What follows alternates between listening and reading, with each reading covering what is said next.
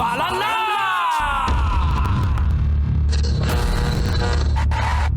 Ang tambalang kumikinang. Coliala and Diego Bandido. Ang kwento.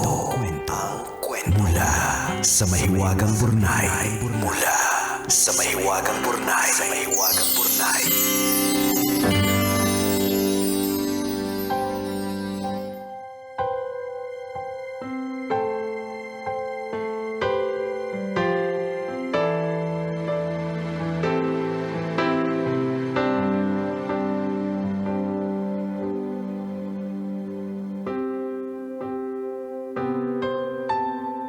Dear kumikinang na tambalang ni Coliala at Diego Bandido. Magandang araw po sa inyo. Itago nyo na lang po ako sa pangalang Greg, 22 years old at isa sa maraming tagapakinig ng programa ninyo. Sumulat po ako dahil nais ko sanang hingi ng opinyon ninyo sa sitwasyon ko. Ganito po kasi. Nagtapos po ako ng business course sa isang state university sa Santa Mesa. Pagka-graduate, agad naman po akong naghanap ng trabaho. Swerte naman po na mabilis akong natanggap. Kaso ang baba po ng sahod. Wala pa sa 20K. Araw-araw po, kailangan kong gumising ng maaga, maligo, magbihis ng maayos at makipagbuno sa traffic. Pagkatapos ng maghapong trabaho na sagad sa buto, para na naman akong mandirigma sa kalsada. Nakikipag-unahan at nakikipaghabulan sa jeep para makauwi. Lahat po ng ito para sa kakarampot na sweldo na hindi talaga sumasapat sa mga bayarin ko. Dahil pagod at hindi na masaya, nag-resign po ako. Habang iniisip ko kung saan ako susunod na mag-a-apply, naisip ko na magbenta ng lumpiang toge sa harap ng bahay namin tuwing umaga. Maaga pa din naman akong gumigising para magluto pero sulit dahil ang pinakamababa kong kita sa pagbebenta sa isang araw ay 2.5. Wow! Labas na yung puhunan ko dun Araw-araw po akong may pera. Hindi ko na kailangan maghintay ng kinsenas at katapusan. Walang tax, walang boss, walang stress. Bago magtanghali, ubos na ang tinda ko. Pahinga na ako pagkatapos kong mananghali. Malaya ko nang nagagawa kung ano ang gusto kong gawin. Ang problema ko po ngayon, nagagalit ang pamilya ko. Hindi ko daw ginagamit ang pinag-aralan ko. Kung magtitinda lang daw ako ng lumpiang toge, sana hindi na lang daw ako nagtapos ng kolehiyo. Hindi naman daw kailangan ng college degree sa ginagawa ko ngayon. Nasayang lang daw ang pagod at oras ko sa pag-aaral. Masakit po kasi masaya ako sa ginagawa ko. Kumikita naman po ako na maayos. Mas malaki pa nga ang buwanang kita ko sa mga nakakurbatang empleyadong bumibili ng lumpiang toge sa akin. Tambalang kumikinang nalilito po ako. Dapat po bang mag-apply ulit ako ng trabaho at piliting gamitin ang pinag-aralan ko kahit nakakapagod at ang baba ng sweldo? O palalaguin ko na lang po ang nasimulan kong negosyo kahit pa hindi ito ayon sa kagustuhan ng pamilya ko? Salamat po sa inyong payo, ang inyong kumikinang na tagapakinig, Greg.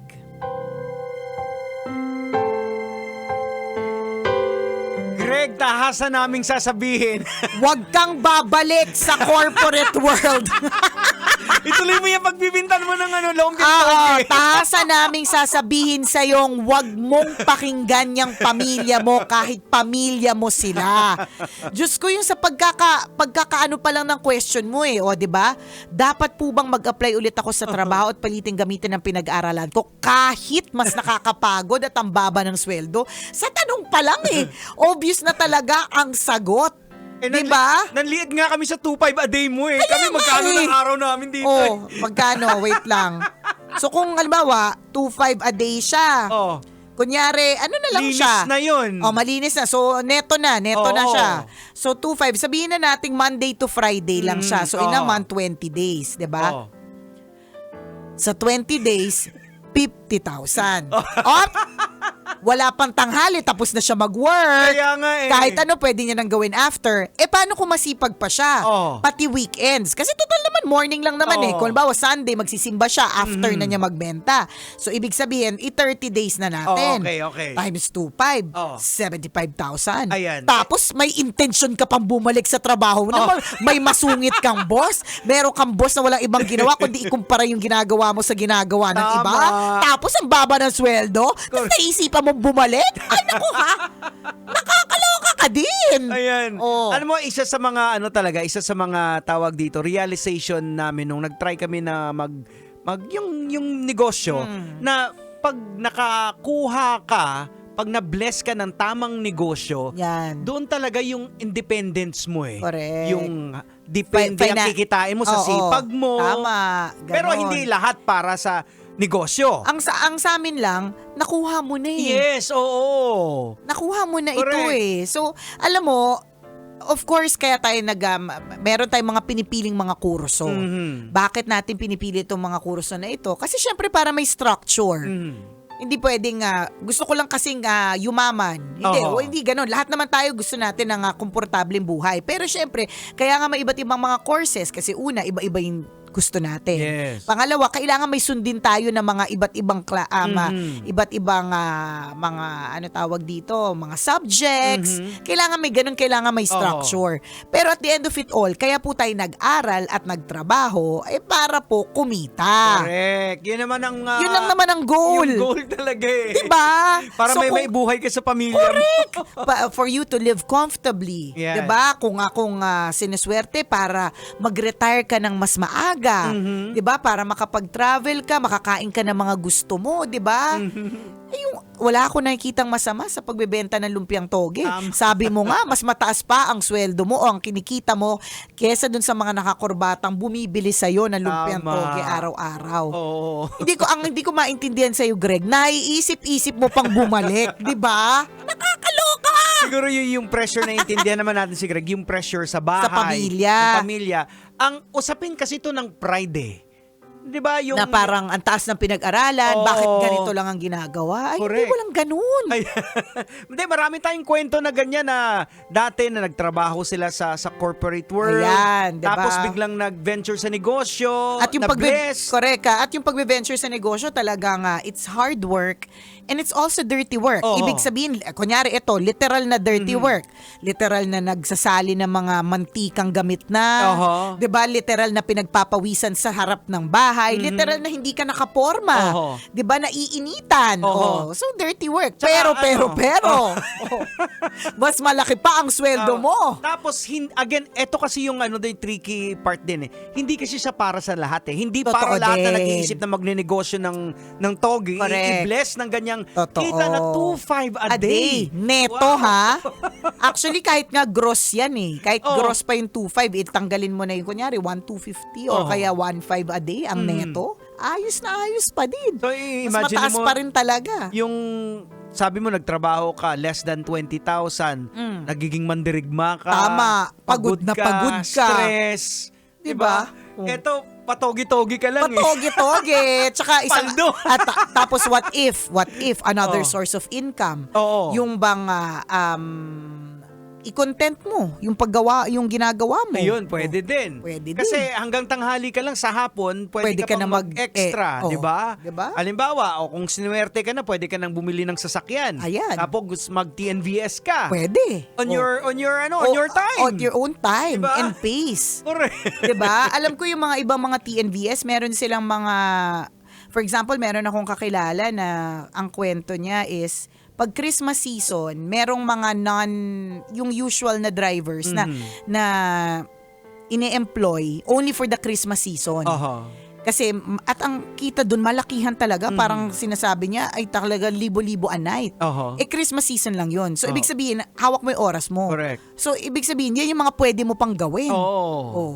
So mahaba Diba? pa yung unlike sa mga nag-oopisina na kulang nga yung 8 Kulang yung oras oras nila eh. para trabahuin tapos kakarampot lang yung sahod. Kaya diba? nga, ganyan. So tama ulitin ko lang na it's not for all but you're blessed with that. Oo. Alam mo yung negosyo na yan, lagi yan sinasabi sa akin na parang magnegosyo na lang kayo. Yes, madali lang sabihin. Diba? Oo. Ba't hindi kaya kayo magnegosyong mag-asawa? Laging Oo. gano'n na parang, parang ang dali Hindi po siya, it's not for everyone. Hindi. Actually, alam mo, naisip ko na nga na baka nga hindi siya talaga para sa akin. Pero hindi lang ako nag-close ng doors. Iniisip ko lang na talagang kung nag-try naman ako tapos hindi pa lang talaga, baka hindi pa panahon, yung timing, hindi pa timing, may mga ganun may mga ganyan, Pag diba? diba yung nababanggit mo yung kwento ng kumanta ng Golden, Correct. diba? It's Diba? about timing 12 years Oo. bago na ibigay. Mhm. Diba? Marami pong ganun na kwento.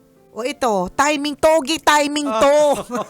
Tsaka hindi lahat ng pwedeng gumawa ng togi. Ay, Kakagatin nagpumapatok. Oo. Kasi may mga togi talagang mantikang-mantika. Oo. Baka nakuha mo rin yung tamang timpla Tamang timpla, ayan. It's a momentum din kasi Correct kuminsan talaga. tamang suka. Oo. Or baka dyan sa area niya, wala pang Oo. nagbebenta ng togi. Or kung meron man, sa'yo yung pinakamasarap. Oo. So why waste the momentum by Yes. going back to the Oo. corporate world? Kasi ibig sabihin, kumikita ka na ng mga 2-5, ibig sabihin lang yan, may mga tumatangkilik na. Correct. May na-build ka na audience. Yes. At yan ang pinakamahirap, yung pag-build ng Tama. audience. Pag Ganon. nagne-negosyo ka. Diba?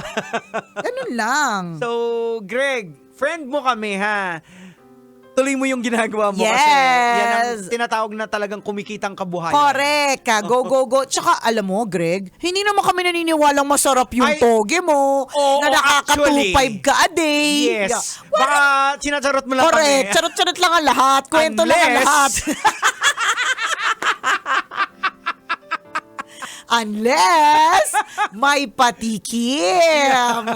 Diba? Oo. At saka sa edad mo na 22 years old, malayo pa yung mararating 22 lang mo. ba siya? 22. Diyos ko, napakabata Diba? mo, Greg. Oh, talaga. So, Oo again, nga. wag mong isipin yung mga sinasabi sa paligid. Deadmine You're in mo the na- right track. Deadmine mo na silang lahat. Oo. Deadmine mo na. Ayan. Yan na naman tayo sa ego na eto tayo, ako yung pinakamatalino sa batch namin. Bakit Ayan. kaya ayokong magbenta ng toge kasi baka hindi, wala nang ganun. At the end of it all, sino ang kumikita na maayos? Correct. Oo. Sino ang may komportableng buhay? Tama. Tayo sa mga ego-ego natin. Ayan. Sabi mo dyan sa pamilya mo, di sige, babalik ako dun sa dati kong trabaho. Pero una, lagi mainit ang ulo ko. Pangalawa, mamatay ako maaga kakadigma sa kalsada. Oo. Pangatlo, hindi na masarap ang ulam natin araw-araw kasi Tama. kulang na yung kita. Correct. Ganon. Oo. Ilaban mo yun sa kanila na wag nating isipin kung anong sasabihin ng iba. Importante, Oo. you bring food on the table. Correct. Diba? At yung food mo, hindi lang basta-basta food. Oo. Kasi malaki-laki na ang income Correct. mo. O, comfortable talaga siya. Kasi Correct. imagine mo, sa edad na 22 years old, diba, nakaka-50K ka, sabihin natin Sipin mo yun. Conservative estimate namin yan, Oo, 50K. 50K.